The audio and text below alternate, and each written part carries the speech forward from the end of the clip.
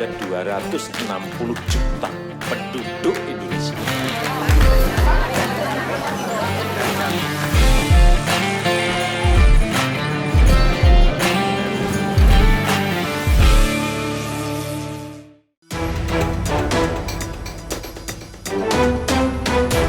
Hai pemirsa, isu pemanasan global hingga perubahan iklim memang sudah disuarakan sejak lama. Polusi dan segala permasalahan yang bisa merusak bumi masih saja marak dilakukan hingga saat ini. Seperti apa penampakan potret bumi yang menyebabkan perubahan iklim dahulu versus saat ini? Berikut informasinya dalam Top Files. Gletser menjadi danau. Banyak gletser yang mulai mencair karena perubahan iklim. Salah satunya adalah gletser Grinnell yang berada di Montana. Bahkan gletser Grinnell tak cocok lagi disebut sebagai gletser karena es sudah mencair. Untuk mengantisipasi perubahan iklim dibutuhkan kesadaran dari para penduduk bumi, karena jika dibiarkan dan suhu semakin memanas, gletser-gletser ini akan lebih banyak mencair dan ketidakseimbangan alam mulai terjadi di mana-mana. Ilmuwan gletser Christoph Mayer mengatakan 5 gletser di Bayern telah mencair dan hanya tersisa 124 hektar es setara dengan 36 lapangan sepak bola. Luas gletser saat ini 88% lebih sedikit dibandingkan dengan kondisi sekitar tahun 1850. Meski kecil, nasib mereka sebagai indikator iklim sangat penting. Danau Achuleo menjadi kering. Hanya dalam kurun waktu 6 tahun, kondisi Danau Achuleo mengalami perubahan drastis. Danau yang sebelumnya terlihat indah dan airnya yang melimpah, saat ini bahkan terlihat kering kerontang. Menurut Menteri Pertanian Chili, Antonio Walker, 2019 adalah salah satu kekeringan terburuk yang dihadapi negara tersebut dalam 6 dekade terakhir.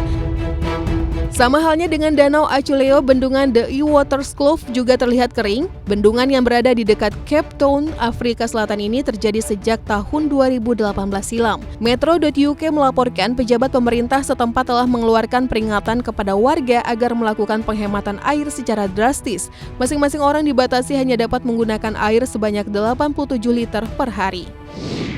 Rusaknya terumbu karang. Perubahan iklim juga berdampak pada rusaknya terumbu karang dan efeknya pun sangat besar. Terumbu karang yang ada pada dasarnya menjadi rumah bagi sejumlah ekosistem laut bisa berdampak besar pada kelangsungan hidup ekosistem laut. Berdasarkan studi terbaru yang dipublikasikan jurnal Science terkemuka, Great Barrier Reef, salah satu keajaiban lautan Pasifik, mungkin tidak akan sepenuhnya pulih dari dampak perubahan iklim disertai El Nino. Studi yang lain mengatakan bahwa peningkatan suhu air laut dapat menyebabkan kematian karang. Bahkan di Maladewa sudah terjadi di beberapa wilayah. Terbakarnya hutan Amazon. Hutan Amazon ramai diberitakan oleh media di seluruh dunia karena kebakaran besar yang melanda. Kejadian yang menimpa hutan Amazon yang menjadi hutan hujan terbesar di dunia ini benar-benar mengkhawatirkan. Kebakaran sebagian lahan hutan tersebut memiliki dampak terhadap ekosistem di hutan Amazon serta perubahan iklim dunia. Walaupun dikatakan bahwa Amazon menghasilkan 20% oksigen dunia, namun yang jarang diketahui adalah hutan menyerap jumlah oksigen yang sama seperti yang dihasilkan, sehingga para ilmuwan iklim mengatakan bahwa kebakaran ini tidak secara langsung mengurangi pasokan oksigen dunia. Selain itu, kebakaran hutan Amazon menyebabkan hilangnya penyerap karbon dunia, tetapi api dari kebakaran itu sendiri telah memproduksi jutaan ton karbon setiap harinya. Nobre mengatakan bahwa hutan Amazon telah dekat dengan titik kritis yang akan mengubah hutan lebat menjadi sabana tropis. Kini hutan di Brazil tersebut menjadi perhatian dunia untuk segera dipulihkan serta dilestarikan. Itulah sederet perubahan kondisi bumi dahulu versus sekarang dengan bukti nyata perubahan iklim dunia yang kian mengkhawatirkan.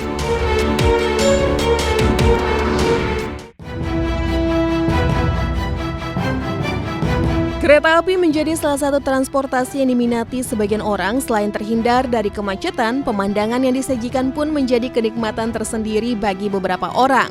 Namun apa jadinya jika jalur yang dilalui justru tergolong ekstrim dan bikin deg-degan?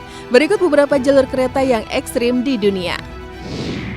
Pilatus Railway Swiss. Dibangun pada tahun 1889, Pilatus Railway di Swiss berada di ketinggian 2037 meter di atas permukaan laut.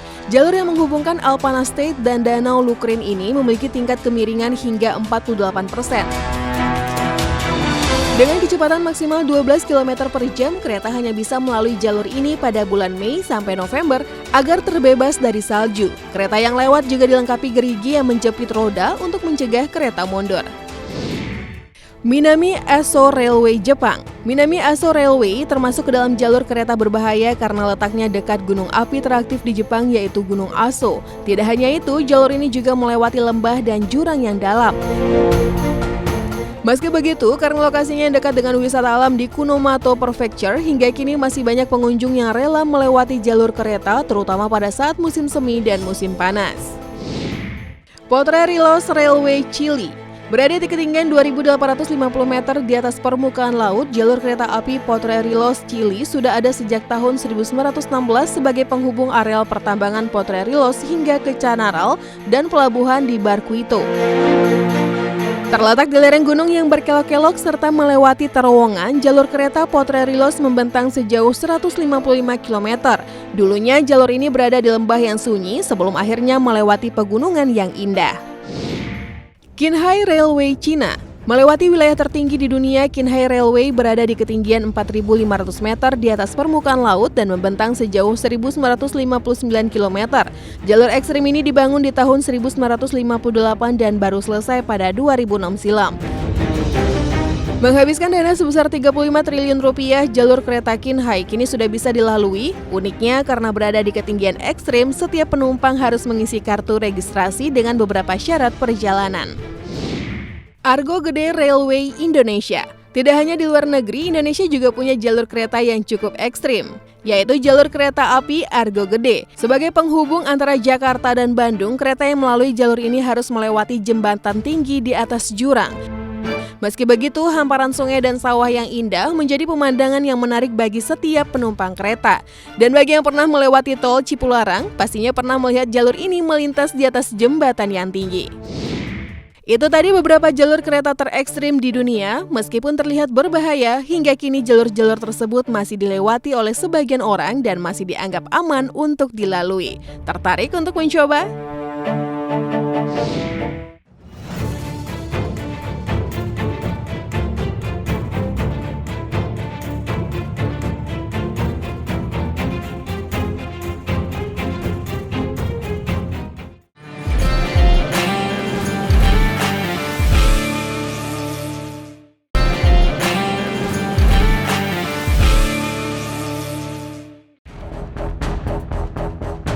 Mendaki gunung menjadi salah satu kegiatan favorit anak muda zaman sekarang untuk menikmati suasana dingin pegunungan sekaligus menyaksikan momen terbitnya matahari atau sunrise. Perjalanan mendaki gunung terkesan menyenangkan dan asik, namun tidak sedikit yang memiliki cerita mistis saat pendakian di suatu gunung yang bikin bulu kuduk berdiri. Taufel sudah merangkum 5 gunung paling angker di Indonesia beserta cerita mistisnya. Pertama, Gunung Salak. Gunung Salak yang berada di Sukabumi, Kabupaten Bogor memang terkenal akan hawa mistis yang mencekam. Salah satu tragedi kelam yang terjadi di gunung ini adalah jatuhnya pesawat pada 2021 silam yang menewaskan 45 korban. Cerita mistis lain yang sering diceritakan pendaki adalah tersesat bahkan hilang selama berjam-jam di Gunung Salak. Lebih mengerikan lagi, ada beberapa pendaki yang bertemu dengan arwah tentara berjumlah 1 kompi pada tengah malam. Padahal tidak mungkin ada tentara yang latihan di gunung tersebut pada tengah malam. Pengalaman mistis lain yang semakin membuat bulu kuduk berdiri adalah suara ramai bersorak pada waktu pergantian sore menuju malam, tepat saat azan maghrib, hingga alunan gamelan di tengah gunung yang sepi. Gunung Semeru. Gunung Semeru merupakan salah satu gunung tertinggi di Pulau Jawa dengan puncaknya Mahameru yang memiliki ketinggian 3.676 meter dari permukaan laut. Gunung megah ini dijuluki Kerajaan Jin karena puncak gunungnya dipercaya sebagai tempat bersemayamnya para dewa. Gunung Semeru juga memiliki salah satu kawasan bernama Kawasan Kelik di mana banyak terdapat batu in memoriam pada pendaki yang meninggal. Entah jasadnya ditemukan atau belum, dan salah satunya adalah batu in memoriam aktivis Sohogi. Tidak hanya kawasan Kelik, saat mengunjungi Gunung Semeru, Ranu Kumbolo menjadi lokasi yang wajib dikunjungi, namun di balik keindahannya ada kisah horor yang menyelimuti, yaitu kabar danau ini dihuni oleh sosok dewi berpakaian kebaya kuning yang suka menjelma menjadi ikan emas besar sehingga muncul larangan untuk memancing di kawasan ini. Gunung Lau ini terletak di perbatasan antara Karanganyar, Jawa Tengah dengan Magetan, Jawa Timur. Gunung ini terkenal dengan cerita mistisnya yang mungkin sering menjadi perbincangan para pendaki gunung. Kebanyakan tempat angker pasti kerap menjadi tempat orang bersemedi, terutama pada saat bulan purnama penuh, banyak orang menggunakan waktunya untuk bersemedi. Konon katanya bila ada gangguan di bulan purnama penuh itu merupakan bentuk keramahan sang penunggu Gunung Lawu. Mereka sebetulnya bukan mengganggu, tetapi hanya menyapa para pendaki yang ada. Zawin, seorang YouTuber yang kerap mengunggah konten pendakiannya, pernah diganggu pada saat tidur di tenda. Zawin merasakan adanya kehadiran sosok tak kasat mata yang mengganggu dengan menyeretkan sesuatu di sekitar tendanya. Selain itu, para pendaki lainnya yang kerap mendengar suara nafas yang sangat jelas terdengar di telinga.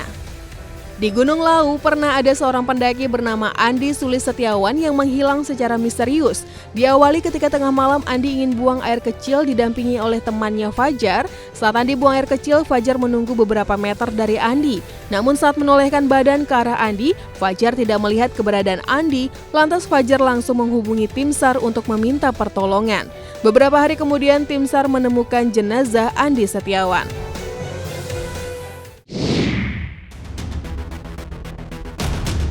Yang terakhir adalah Gunung Kerinci. Gunung Kerinci merupakan gunung tertinggi kedua di Indonesia setelah Gunung Jayawijaya. Selain memiliki jalur perjalanan yang cukup menantang, gunung ini juga kaya akan kisah mistisnya. Gunung Kerinci merupakan gunung yang masih aktif hingga saat ini. Gunung ini terakhir erupsi pada Oktober 2020 lalu. Selain itu, di lereng pendakian juga masih berkeliaran harimau Sumatera yang mengancam pendaki. Di Gunung Kerinci terdapat pohon yang bolong akibat terkena sambaran petir.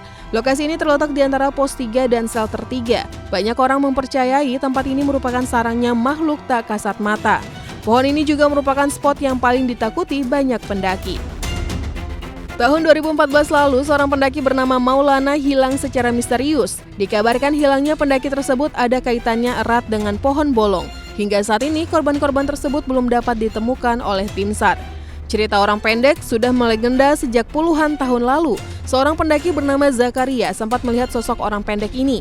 Makhluk ini bermata merah dengan bulu di sekujur tubuh seperti King Kong.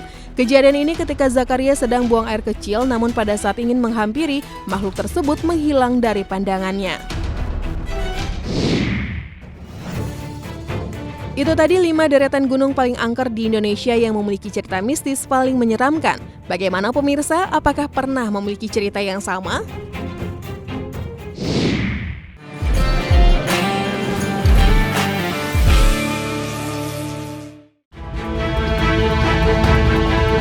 Kapal selam menjadi andalan Angkatan Laut untuk penyerangan. Misi utamanya adalah untuk menghancurkan kapal selam musuh atau kapal di permukaan dan harus memiliki sonar yang baik untuk mendeteksi musuh.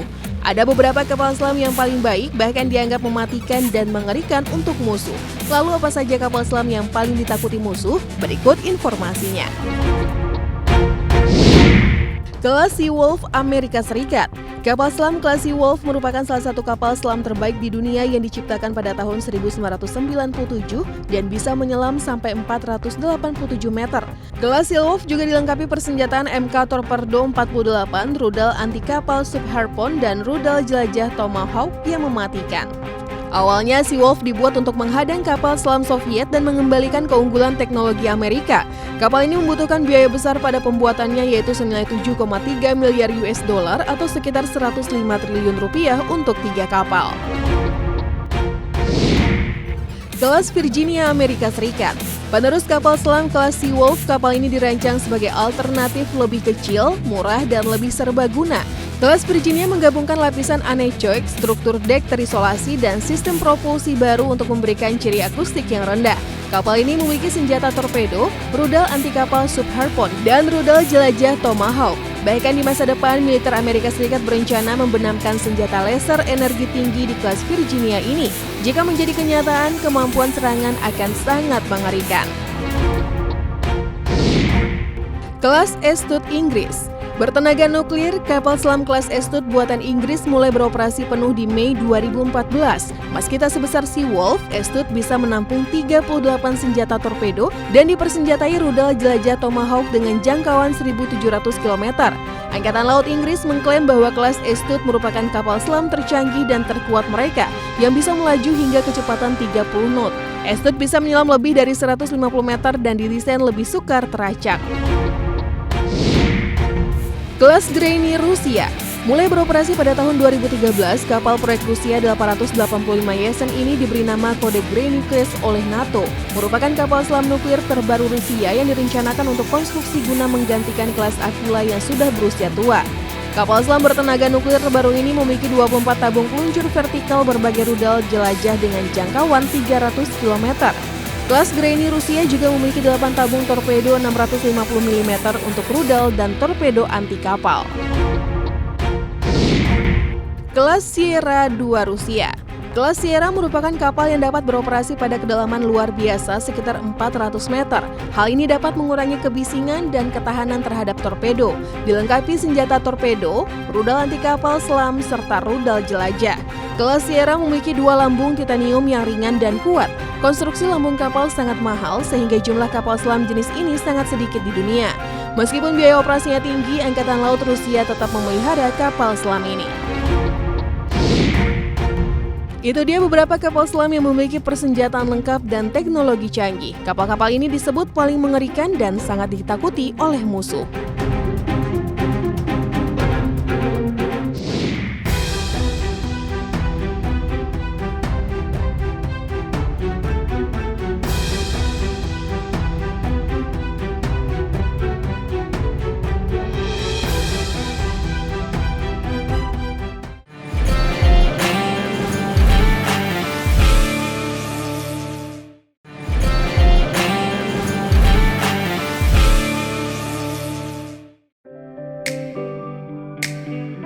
Masjid merupakan tempat ibadah untuk umat muslim. Setiap negara memiliki keunikannya masing-masing. Salah satu yang mencuri perhatian adalah konsep bangunan masjid di atas perairan. Berikut beberapa masjid terapung dengan gaya arsitektur paling megah di dunia. Masjid Ar-Rahmah, Arab Saudi. Masjid Ar-Rahmah dibangun pada tahun 1985 di perairan Laut Merah. Memiliki nama lain Fatimah Az-Zahra. Total luas bangunan ini mencapai 2.400 persegi, menjadi tempat paling populer di kota pesisir Saudi Jeddah, terutama bagi para jamaah haji dan umroh. Masjid ini memiliki 52 kubah luar selain kubah utama, dan 56 buah jendela yang dirancang bergaya Islami. Saat matahari terbenam, banyak masyarakat yang datang untuk menikmati panorama terbaik dari Laut Merah. Masjid Sultan Omar Ali Saifuddin, Brunei Darussalam. Namanya diambil dari Sultan Brunei ke-28, Omar Ali Saifuddin. Terletak di Bandar Sri Begawan, masjid ini menjadi salah satu bangunan paling megah di Asia Tenggara yang memiliki kubah emas dan dapat dilihat dari berbagai penjuru kota. Proses pembangunannya butuh waktu 4 tahun. Arsitektur yang dirancang perpaduan antara Mughal dan Italia. Interiornya tampak sangat indah. Semua bahan diimpor dari berbagai negara, termasuk marmer dari Italia, lampu kristal dari Inggris, dan karpet dari Arab Saudi. Masjid Hasan II, Maroko. Dibuka pada tahun 1993, salah satu masjid terbesar di dunia ini dapat menampung kapasitas hingga 105.000 jamaah. Masjid Hasan II yang menjulang di atas Samudra Atlantik terletak di Casablanca, Maroko dengan rancangan arsitektur asal Prancis bernama Michel Pinseu. Bukan hanya luasnya yang menakjubkan, bangunan ini juga memiliki menara tertinggi di dunia dengan ketinggian 210 meter. Uniknya, lantai masjid ini terbuat dari kaca, sehingga seolah-olah jamaah sedang sholat di atas lautan. Masjid Ortaköy, Turki. Salah satu masjid tertua di Istanbul, Turki, yang didirikan oleh Sultan Abdülmecid pertama di dekat Laut Marmara sekitar tahun 1854 sampai 1856.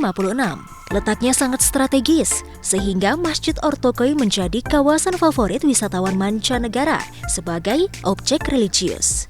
Masjid ini sering disebut-sebut dengan masjid romantis karena warna yang menghiasi temboknya adalah warna pink atau merah muda. Apalagi, bangunan ini terletak di lokasi tepian Selat Bosporus yang sampai saat ini menjadi penghubung wilayah Turki dengan Eropa dan Asia, menyuguhkan keindahan menakjubkan. Masjid Amirul Mukminin, Indonesia. Masjid Amirul Mukminin merupakan masjid apung pertama di Indonesia. Masjid ini dibangun tahun 2009 letaknya di Jalan Penghibur sekitar Pantai Losari, Makassar, dan diresmikan langsung oleh Wakil Presiden Yusuf Kala. Bangunan yang didominasi warna putih abu-abu ini menyerupai rumah panggung ala Bugis dan Makassar. Masjid yang berdiri di atas air laut ini menyuguhkan pemandangan indah dari kawasan objek wisata populer di Makassar. Menjelang sore, banyak masyarakat berkunjung untuk menikmati matahari terbenam. Itulah beberapa masjid apung megah di dunia kebanggaan umat muslim. Dengan panorama yang menakjubkan, patut dijaga dan dilestarikan.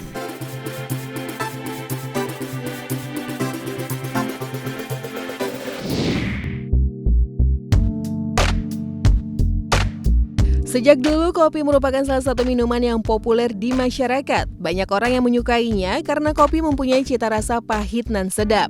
Apalagi seiring berjalannya waktu, muncul banyak variasi kopi dari berbagai macam daerah dan rasa menarik. Budaya ngopi pun semakin berkembang di berbagai belahan dunia. Nah, ternyata setiap negara mempunyai tradisi minum kopi yang unik dan berbeda nih pemirsa. Kalau di Indonesia, biasanya orang-orang minum kopi dengan lambat karena sambil mengobrol. Bagaimana dengan di negara lain? Berikutlah Tofel serangkum informasinya. Kita mulai dari negara Italia. Biasanya orang-orang di Italia minum kopi sambil berdiri di kafe favorit mereka. Dan uniknya lagi, mereka mempunyai jadwal khusus untuk ngopi dengan pilihan menu tertentu. Penduduk Italia sangat menyukai kopi dan sering meminumnya. Biasanya cappuccino diminum saat sarapan, cafe macchiato diseruput saat santai sore, dan espresso dinikmati setelah makan malam. Mereka juga sering pergi ke kafe karena kecintaannya terhadap kopi. Dilansir dari beberapa media di sana, biasanya orang-orang Italia minum kopi sambil berdiri di bar. Sebab mereka lebih sering memilih secangkir kecil espresso yang bisa dihabiskan dalam sekejap. Apalagi biasanya pemilik kafe akan meminta mereka membayar 2 kali lipat kalau duduk di meja. Waduh, sepertinya kalau aturan ini ada di Indonesia, pecinta kopi akan mikir-mikir nih untuk ngopi di kafe.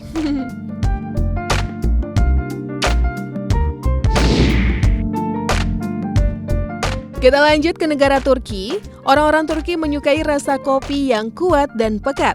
Cara pembuatannya pun unik, yaitu dengan direbus di panci besar berisikan pasir. Kopi di sana pun mempunyai rasa yang pahit dan juga pekat, jadi orang-orang sengaja menikmatinya dengan perlahan. Hal itu dilakukan untuk mengurangi rasa pahit tersebut. Biasanya mereka menyantap kue manis khas Turki yang bernama baklava. Selain itu, keunikan lainnya terletak pada proses pembuatan kopi. Awalnya biji kopi digiling sampai menjadi bubuk halus. Setelah itu kopi direbus bersama air di dalam panci besi berukuran besar, jadi bisa menghasilkan banyak porsi sekaligus. Tidak jauh berbeda dengan negara Indonesia, para pecinta kopi di Turki pun juga gemar menikmati kopi sambil ngafe. Espresso dan susu steam.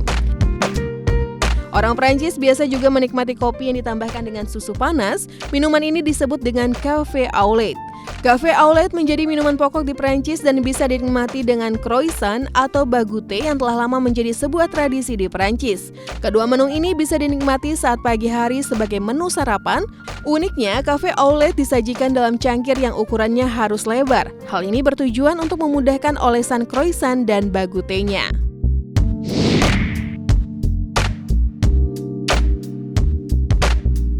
Kita berlanjut ke negara Kuba. Orang-orang di Kuba memiliki cara unik untuk meminum kopi, yaitu meminumnya dengan sekali teguk. Selain itu, mereka juga menjadikan kegiatan ngopi sebagai acara ngumpul bersama. Kopi hitam mempunyai rasa yang pahit dan pekat, tetapi orang-orang Kuba bisa menghabiskannya dalam sekejap di pagi hari. Bahkan kegiatan tersebut sudah menjadi rutinitas. Selain itu, orang-orang Kuba juga memanfaatkan kegiatan minum kopi sebagai ajang berkumpul dengan keluarga atau teman, sama seperti di Indonesia. Biasanya mereka menyajikan roti dan mentega sebagai teman minum kopi. Kopi Kuba memiliki rasa yang cukup kuat dan uniknya, dalam beberapa daerah kopi disajikan dalam bentuk suntikan. Ritual pertama yang diikuti setiap orang Kuba di pagi hari adalah dengan minum secangkir kopi yang sangat kuat. Memiliki secangkir kopi yang kuat setiap hari adalah bagian integral dari budaya Kuba.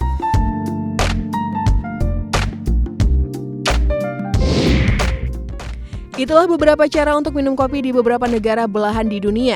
Apakah pemirsa tertarik untuk mencoba kopi di salah satu negaranya?